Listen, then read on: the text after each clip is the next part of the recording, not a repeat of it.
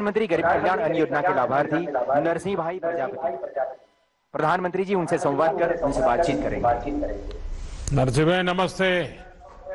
धन्यवाद, नमस्कार सर। तो वडनगर में क्या रहो छो नरसिंह भाई? साहब गोचीओड़। તમારો અવાજ નહીં આવ્યો સાહેબ ગાચીઓડ। अच्छा अच्छा। તો નરસિંહભાઈ શું કામ કરો છો આજકાલ? છૂટક મજૂરી। એમ તમને પીએમ ગરીબ કલ્યાણ અન્ન યોજનાનો જે લાભ મળ્યો છે એનાથી સંતોષ છે? શું શું મળે છે અને શું છે જરા વર્ણન કરશો? હા સાહેબ, એનાથી સંપૂર્ણ સંતોષ છે અમને। અમને વ્યક્તિ દીઠ 3.5 કિલો ઘઉં મળે છે અને 1.5 કિલો ચોખા મળે છે। ઘરમાં પૂરતું થઈ રહે છે બધું કે વધારે પડે છે? ના સાહેબ, થઈ રહે કમ્પ્લીટ। તો હવે અનાજનો ખર્ચો બચ્યો તે પૈસા શું કરો છો? સાહેબ અનાજનો જે ખર્ચો બચે એમાં બીજો જે ખર્ચો થતો હોય ને। આપણે પૈસા તો બચ્યા ને, પહેલા તો અનાજ ખરીદતા હતા। સાહેબ પૈસા બચ્યા, પરંતુ કંઈક દવાનો હોય, કંઈક બીજો આર્થિક હોય, બીજો આર્થિક કંઈ લાવવાનું હોય। તમને સરકારની બીજી કોઈ યોજનાઓના પણ લાભ મળ્યા છે કે? હા સાહેબ। શું મળ્યું છે? ગરીબ કલ્યાણ યોજનામાં મને એક વખત સુથારી કામના સાધન મળેલા। એટલે સુથારી કામ કરો છો? ના સાહેબ, હા, હું દૂધનો ધંધો કરું છું અને છૂટક મજૂરી કરું, જેવી કે લાઇટ વાળા પાસે હેલ્પરનું કામ કરું છું હું, અને બીજી કોઈ જો મજૂરી મળી રહે તો કરી લેવું છું। તમારા પરિવારમાં કોણ છે? દીકરા દીકરી? એક દીકરો છે અને એક દીકરી છે।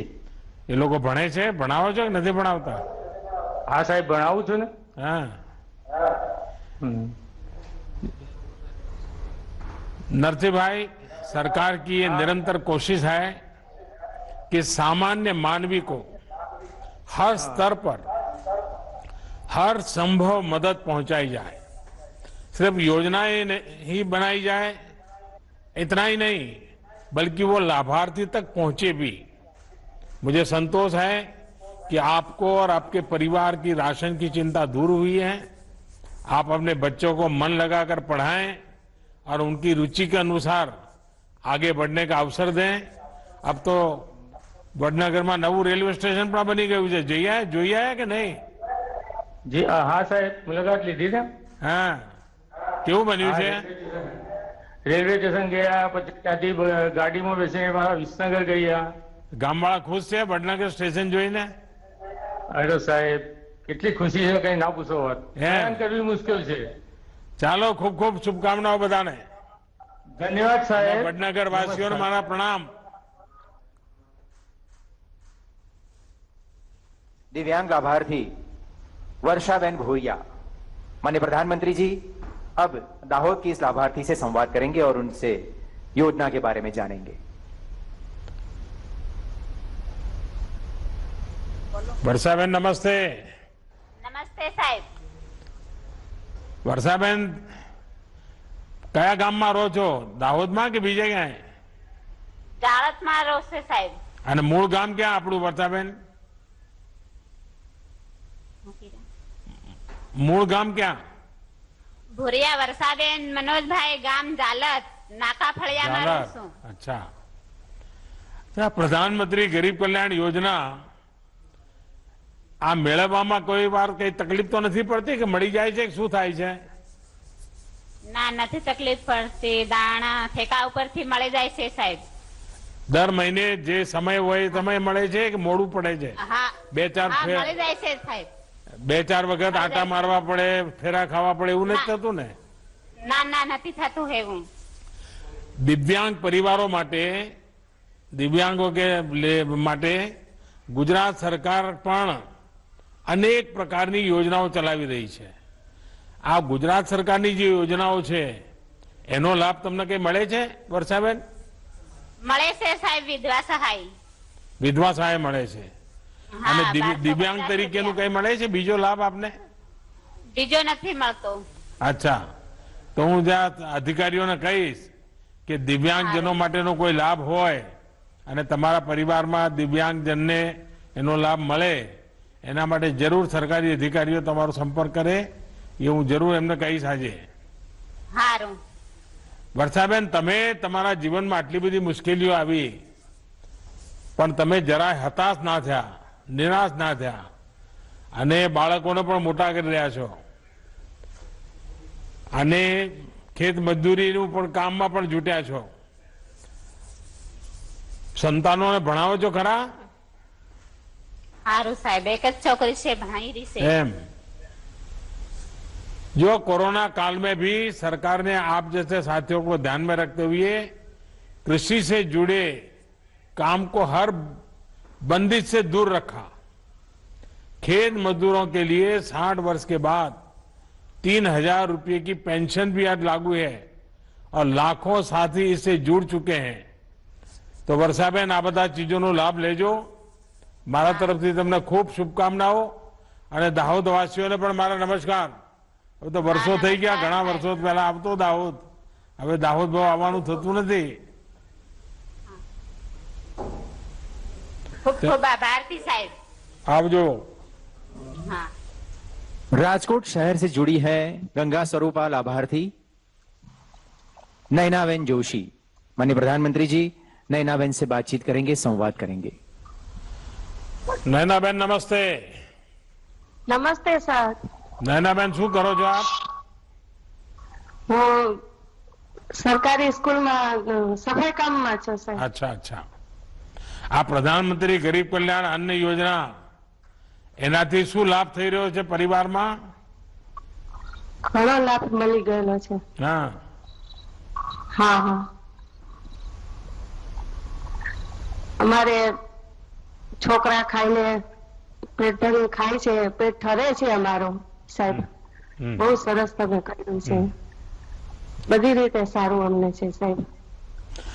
નૈનાબેન, આ યોજના શરૂ થઈ એનો લાભ લેવા માટે તમને કઈ આમ વખો પડ્યા, તકલીફ પડી? સીધે સીધું મળ્યું તો વચ્ચે કઈ આમ કોઈ વચેટિયા બધું કઈ આડું તેડું કર્યું એવું તો કઈ થયું નથી ને? નહીં, કઈ નથી. આ કોરોના હતો ત્યાં સુધી અમને બહુ તકલીફ પડી હતી. એમના મારા ઘરના ગુજરી ગયા તો તમે વિચારતા હતા કે અમે અનાજ ક્યાંથી કાઢીએ, તો તમે અમને આટલા પેટમાં પૂરું પાડ્યું તો અમે એટલે રાજી થઈ ગયા. છોકરા પેટ ઠરીને ખાય છે સાહેબ, તો અમને કોઈ જાતની વાંધો આવે એમ નથી. તમે અમને આટલો ટેકો દીધો અને અમને એટલો ટેકો દેતા રહેજો સાહેબ. તો તમને સંતોષ છે? મને બહુ જ સંતોષ છે. અમારા ઘરના બધા રાજી થઈ ગયા છે કે બહુ સરસ મજા આવે છે જમવાની, સરસ સ્વાદવાળું જમવાનું આવે છે એમ. તમારા જેવી બધી માતાઓ બહેનોના આશીર્વાદ મળે તો અમે વધારે સારું કામ કરીએ, સારું પણ કરીએ અને સાચું પણ કરીએ. સાચું સર. અમારો આ જ પ્રયત્ન છે કે તમને બધાને આ યોજનાઓનો કોઈ પણ ભેદભાવ વગર લાભ મળે અને કોઈ ઓળખાણની જરૂર નહીં. નિયમથી, કાયદાથી બધાને બધો લાભ મળે એ જ આપણો સરકારનો પ્રયાસ છે. અને મારો તો અધિકારીઓને પણ આગ્રહ હોય છે કે ભાઈ સામે ચાલીને ગરીબને તકલીફ હોય તો સામે ચાલીને જઈને એમની મુશ્કેલી દૂર કરવી જોઈએ. અને ગુજરાતમાં તો આપણા અધિકારીઓને પણ હવે આની આદત પડી ગઈ છે એટલે સામે ચાલીને ચિંતા કરતા હોય છે. ચાલો નૈનાબેન, તબિયત સાચવજો અને બાળકોને ભણાવજો અને ખૂબ બધા રાજકોટ વાસીઓનો ખૂબ ખૂબ પ્રણામ કરું છું, કારણ કે હું પહેલી વાર એમએલએ બન્યો તો તમે બધા રાજકોટના લોકોએ મને એમએલએ બનાવ્યો હતો. એટલે રાજકોટનો તો ઋણ કાયમ માટે મારા પાસે છે. ચાલો, ધન્યવાદ બધાને.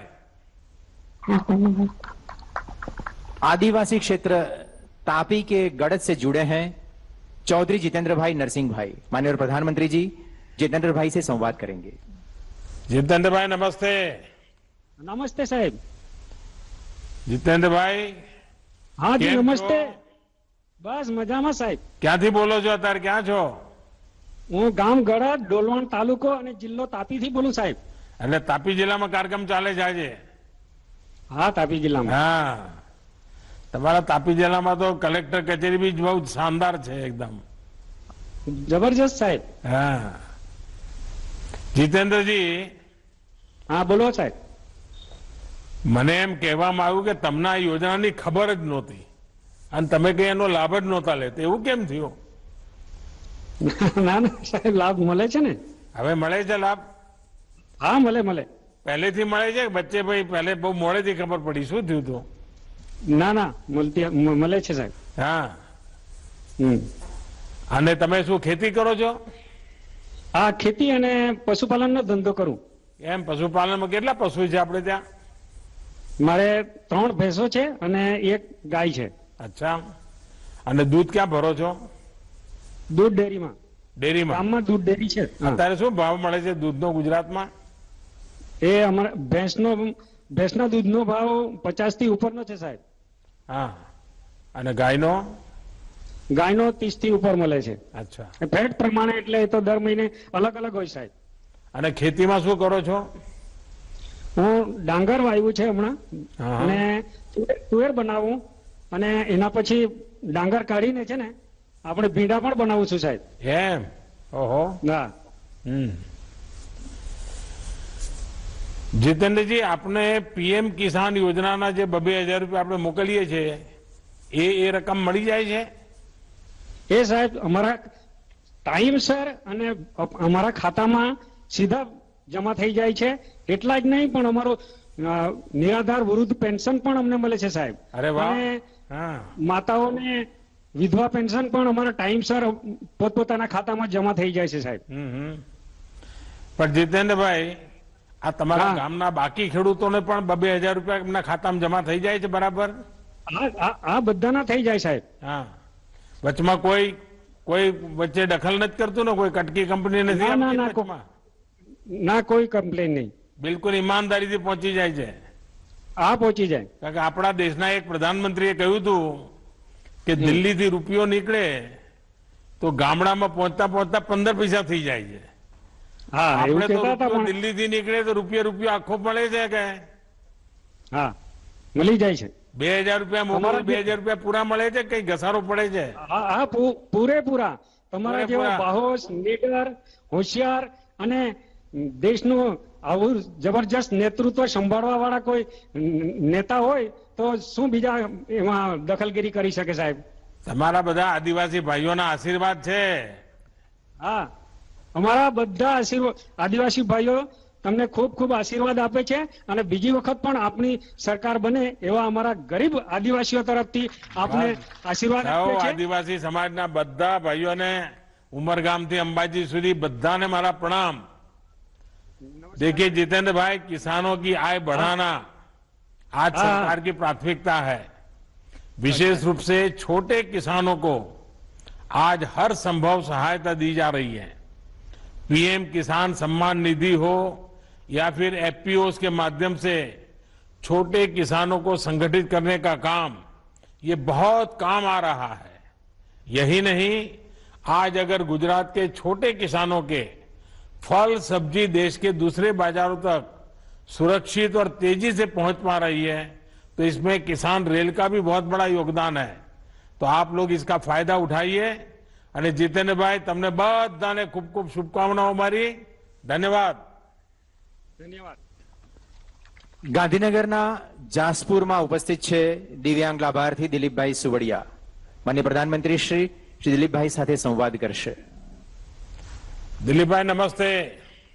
નમસ્કાર સાહેબ।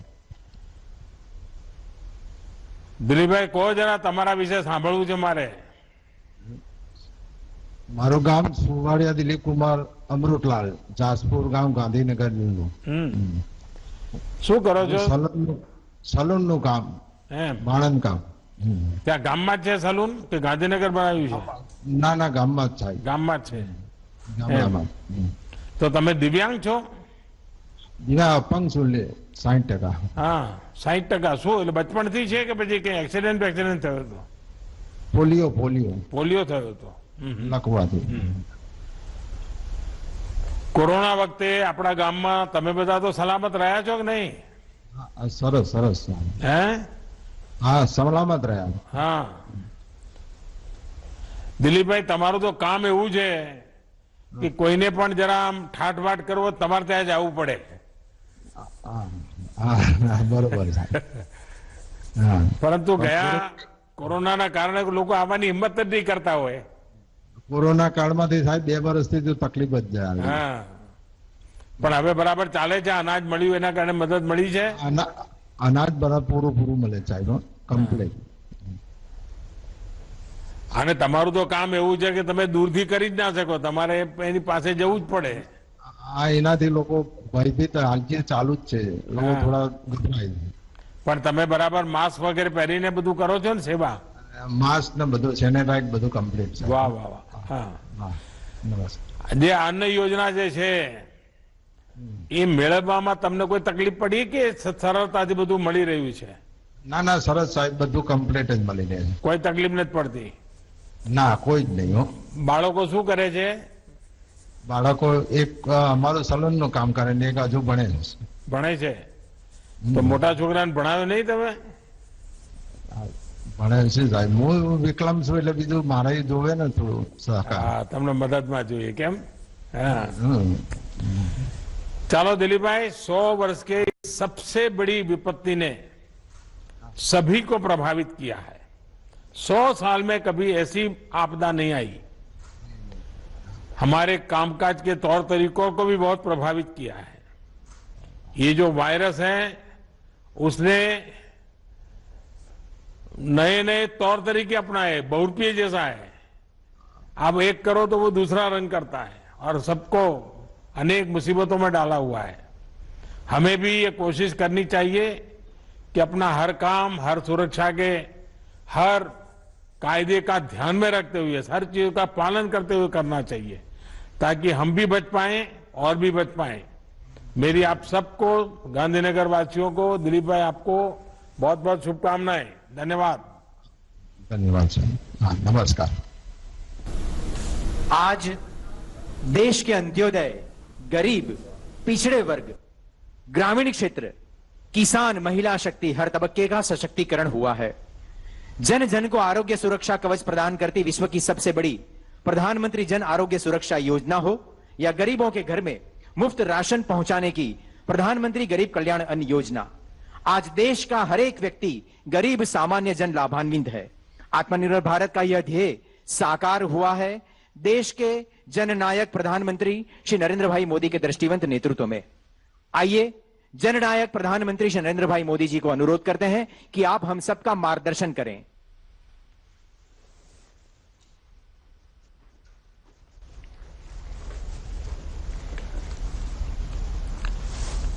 नमस्कार। गुजरात के मुख्यमंत्री श्री विजय रूपाणी जी, उप मुख्यमंत्री श्री नितिन भाई पटेल, संसद में मेरे साथी और गुजरात भाजपा के अध्यक्ष श्रीमान CR पाटिल जी, PM गरीब कल्याण अन्न योजना के सभी लाभार्थी भाई और बहनों, बीते वर्षों में गुजरात ने विकास और विश्वास का जो अनवरत सिलसिला शुरू किया, वो राज्य को नई ऊंचाई पर ले जा रहा है। गुजरात सरकार ने हमारी बहनों, हमारे किसानों, हमारे गरीब परिवारों के हित में हर योजना को सेवा भाव के साथ जमीन पर उतारा है। आज गुजरात के लाखों परिवारों को PM गरीब कल्याण अन्न योजना के तहत एक साथ मुफ्त राशन वितरित किया जा रहा है। ये मुफ्त राशन वैश्विक महामारी के इस समय में गरीब की चिंता का काम करता है, उनका विश्वास बढ़ाता है। ये योजना आज से प्रारंभ नहीं हो रही है, योजना तो पिछले 1 साल से करीब करीब चल रही है, ताकि इस देश का कोई गरीब भूखा न सो जाए। मेरे प्यारे भाइयों बहनों, गरीब के मन में भी इसके कारण विश्वास पैदा हुआ है। ये विश्वास इसलिए आया है क्योंकि उनको लगता है कि चुनौती चाहे कितनी भी बड़ी हो, देश उनके साथ है। थोड़ी देर पहले मुझे कुछ लाभार्थियों के साथ बातचीत करने का अवसर मिला।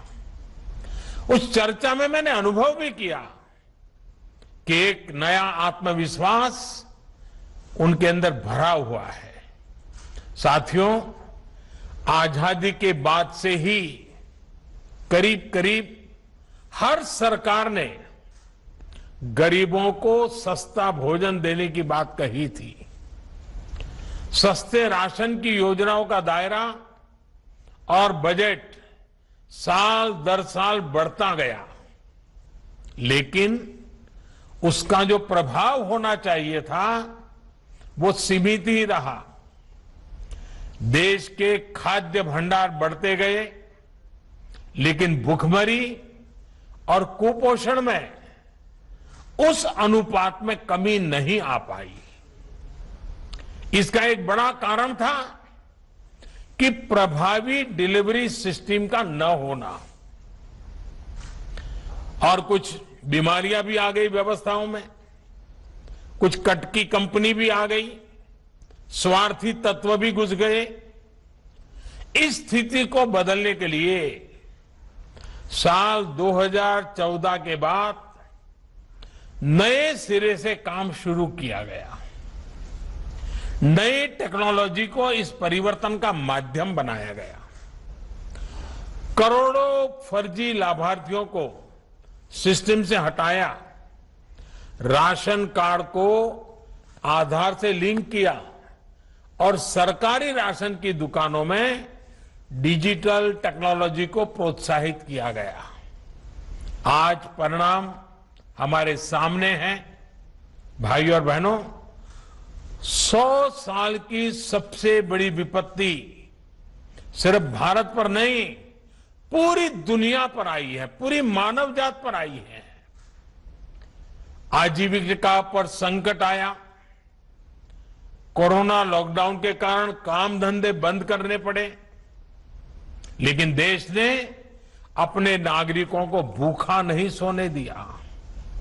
दुर्भाग्य से दुनिया के कई देशों के लोगों पर आज संक्रमण के साथ साथ भूखमरी का भी भीषण संकट आ गया है। लेकिन भारत ने संक्रमण की आहट के पहले दिन से ही इस संकट को पहचाना और इस पर काम किया। इसलिए आज दुनिया भर में प्रधानमंत्री गरीब कल्याण अन्न योजना की प्रशंसा हो रही है। बड़े बड़े एक्सपर्ट इस बात की तारीफ कर रहे हैं कि भारत अपने 80 करोड़ से अधिक लोगों को इस महामारी के दौरान मुफ्त अनाज उपलब्ध करा रहा है। इस पर 2 लाख करोड़ रुपए से अधिक यह देश खर्च कर रहा है। मकसद एक ही है, कोई भारत का मेरा भाई बहन, मेरा कोई भारतवासी भूखा न रहे।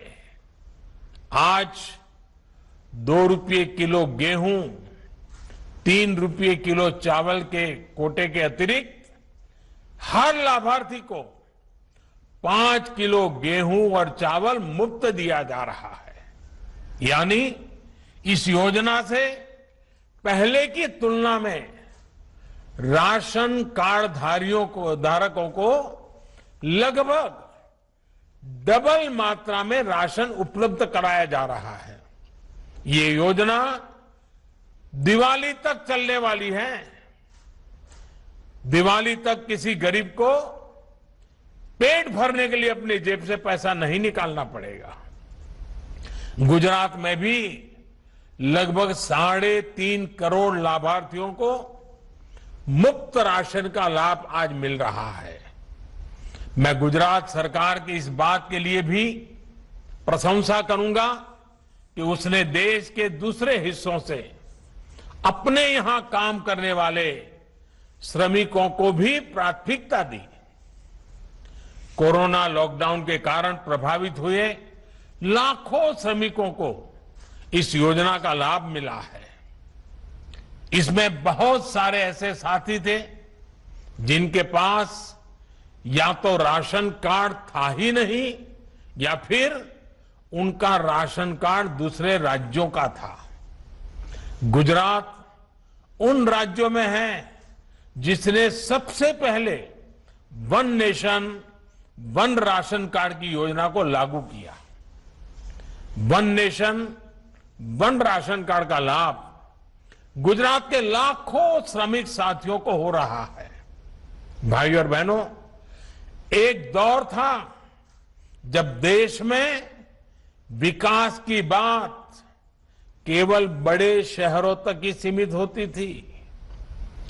वहां भी विकास का मतलब बस इतना ही होता था कि खास खास इलाकों में बड़े बड़े फ्लाईओवर बन जाएं, सड़कें बन जाएं, मेट्रो बन जाए, यानी गांवों कस्बों से दूर और हमारे घर के बाहर जो काम होता था, जिसका सामान्य मानवी से लेना देना नहीं था, उसे विकास माना गया।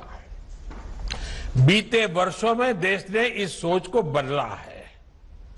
आज देश दोनों दिशाओं में काम करना, दो पटरी पर चलना चाहता है। देश को नए इंफ्रास्ट्रक्चर की भी जरूरत है। इंफ्रास्ट्रक्चर पर भी लाखों करोड़ों खर्च हो रहा है, उससे लोगों को रोजगार भी मिल रहा है, लेकिन साथ ही सामान्य मानवी के जीवन की गुणवत्ता सुधारने के लिए, ईज ऑफ लिविंग के लिए नए मानदंड भी स्थापित कर रहे हैं। गरीब के सशक्तिकरण को आज सर्वोच्च प्राथमिकता दी जा रही है। जब 2 करोड़ गरीब परिवारों को घर दिए जाते हैं तो इसका मतलब होता है कि वो अब सर्दी, गर्मी, बारिश के डर से मुक्त होकर जी पाएगा। इतना ही नहीं, जब खुद का घर होता है ना, तो आत्मसम्मान से उसका जीवन भर जाता है, नए संकल्पों से जुड़ जाता है और उस संकल्पों को साकार करने के लिए गरीब परिवार समेत जी जान से जुड़ जाता है, दिन रात मेहनत करता है। जब 10 करोड़ परिवारों को शौच के लिए घर से बाहर जाने की मजबूरी से मुक्ति मिलती है, तो इसका मतलब होता है कि उसका जीवन स्तर बेहतर हुआ है। वो पहले सोचता था कि सुखी परिवारों के घर में ही टॉयलेट होता है, शौचालय उन्हीं के घर में होता है, गरीब को तो बेचारे को अंधेरे का इंतजार करना पड़ता है, खुले में जाना पड़ता है। लेकिन जब गरीब को शौचालय मिलता है तो वो अमीर की बराबरी में अपने आप को देखता है, एक नया विश्वास पैदा होता है। इसी तरह जब देश का गरीब जनधन खाते के जरिए बैंकिंग व्यवस्था से जुड़ता है, मोबाइल बैंकिंग गरीब के भी हाथ में होती है, तो उसे ताकत मिलती है, उसे नए अवसर मिलते हैं। हमारे यहां कहा जाता है, सामर्थ्य मूलम सुखमेव लोके, अर्थात हमारे सामर्थ्य का आधार हमारे जीवन का सुख ही होता है। जैसे हम सुख के पीछे भागकर सुख हासिल नहीं कर सकते, बल्कि उसके लिए हमें निर्धारित काम करने होते हैं, कुछ हासिल करना होता है। वैसे ही सशक्तिकरण भी स्वास्थ्य, शिक्षा, सुविधा और गरिमा बढ़ने से होता है। जब करोड़ों गरीबों को आयुष्मान योजना से मुफ्त इलाज मिलता है, तो स्वास्थ्य से उनका सशक्तिकरण होता है। जब कमजोर वर्गों के लिए आरक्षण की सुविधा सुनिश्चित की जाती है, तो इन वर्गों का शिक्षा से सशक्तिकरण होता है। जब सड़कें शहरों से गांवों को भी जोड़ती हैं, जब गरीब परिवारों को मुफ्त गैस कनेक्शन, मुफ्त बिजली कनेक्शन मिलता है तो ये सुविधाएं उनका सशक्तिकरण करती हैं। जब एक व्यक्ति को स्वास्थ्य, शिक्षा और सुविधाएं मिलती हैं तो अपनी उन्नति के बारे में, देश की प्रगति के बारे में सोचता है। इन सपनों को पूरा करने के लिए आज देश में मुद्रा योजना है, स्वनिधि योजना है।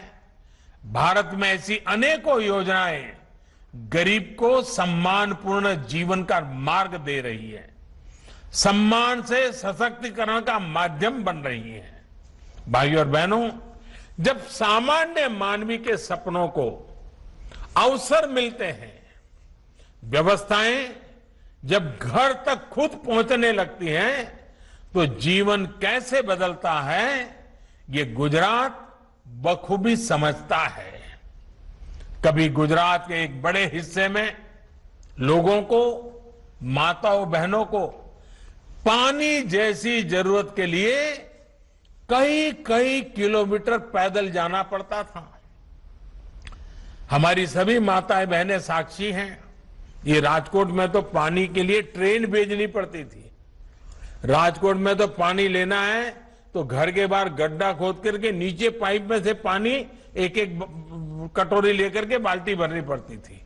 लेकिन आज सरदार सरोवर बांध से, सौनी योजना से, नहरों के नेटवर्क से उस कच्छ में भी मां नर्मदा का पानी पहुंच रहा है जहां कोई सोचता भी नहीं था। और हमारे यहां तो कहा जाता था कि मां नर्मदा का स्मरण मात्र से पुण्य मिलता है। आज तो स्वयं मां नर्मदा गुजरात के गांव गांव जाती है, स्वयं मां नर्मदा घर घर जाती है, स्वयं मां नर्मदा आपके द्वार आकर के आपको आशीर्वाद देती है। इन्हीं प्रयासों का परिणाम है कि आज गुजरात 100% नल से जल उपलब्ध कराने के लक्ष्य में अब ज्यादा दूर नहीं है।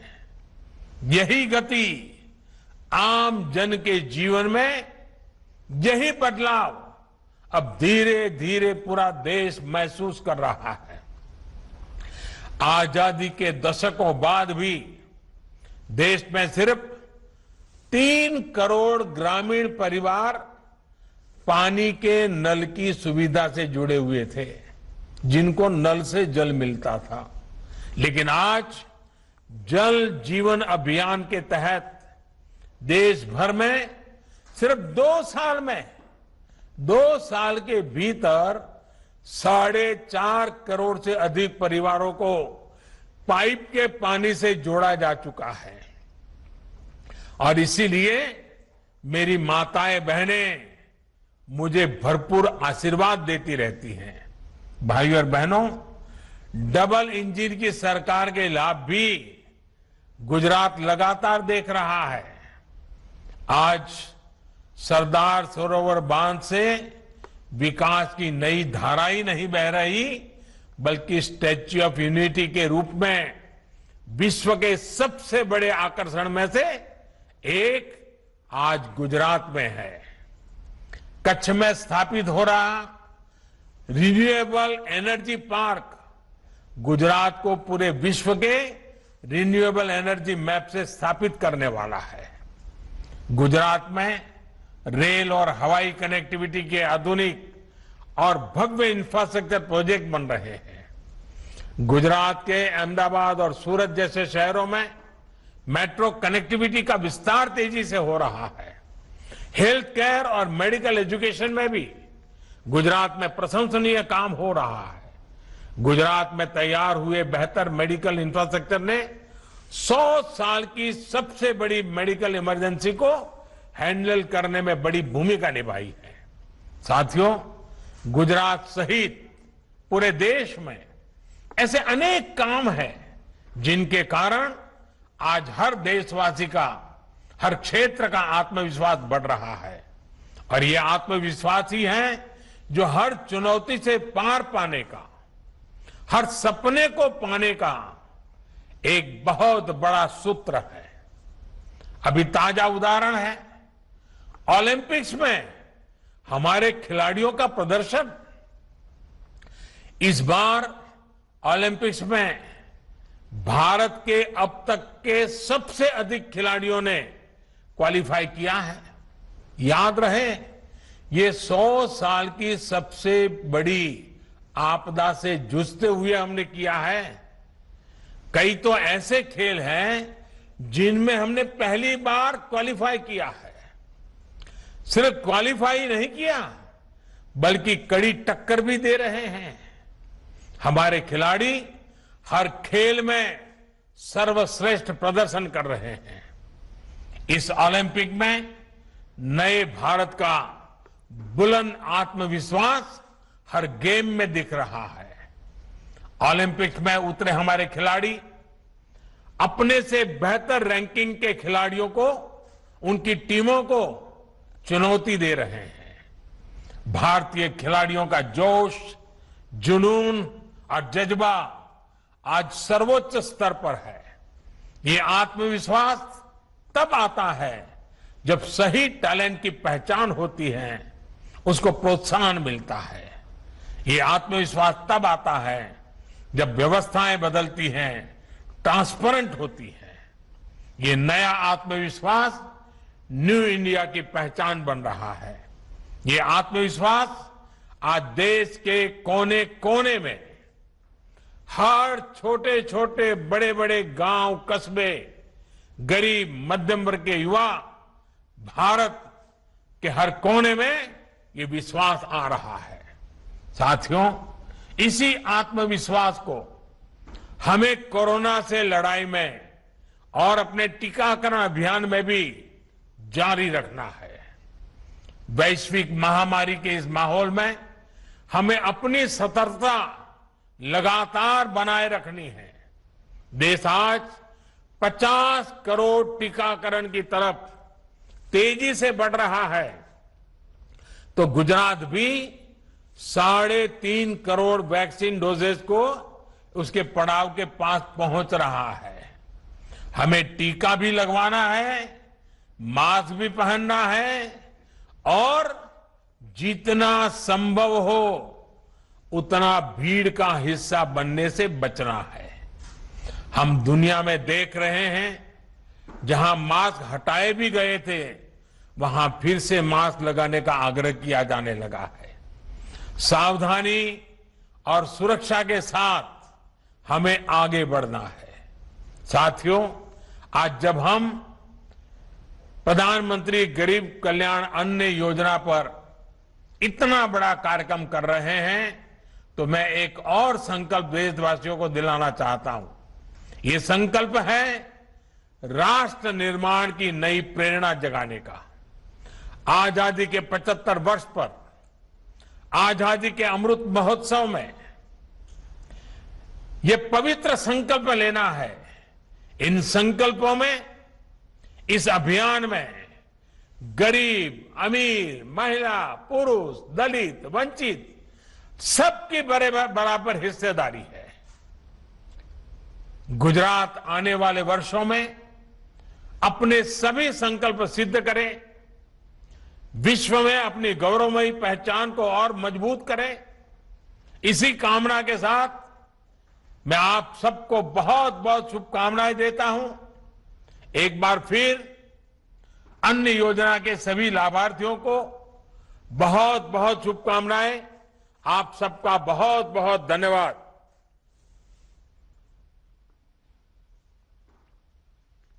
अन्न योजना के सभी आभार प्रधानमंत्री जी, हम आपके ऋणी रहेंगे।